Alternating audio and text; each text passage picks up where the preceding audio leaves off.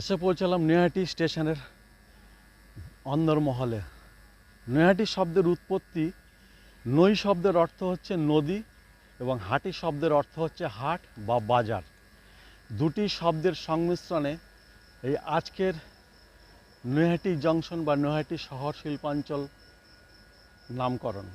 এই নৈহাটিতেই কিন্তু জন্মেছিলেন সাহিত্য সম্রাট বঙ্কিমচন্দ্র চট্টোপাধ্যায়, কাঠালিয়া গ্রামের বা কাঁঠালপাড়া গ্রামের, যেটি তার নামাঙ্কিত এই নৈহাটি শহরের বুকেই অবস্থিত একটি কলেজ, ঋষি বঙ্কিমচন্দ্র কলেজ, যাকে সংক্ষেপে বলা হয় আরবিসি কলেজ।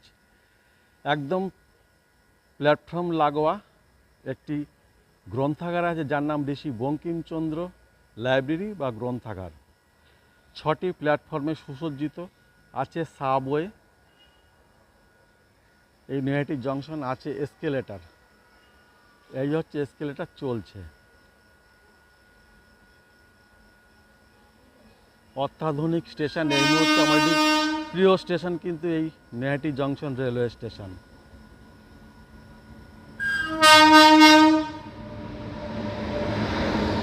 ব্যান্ডেল লোকাল ছাড়ার টাইম হয়ে গেছে। আজকের যাত্রাপথ নৈহাটি থেকে আমার এখন ব্যান্ডেল।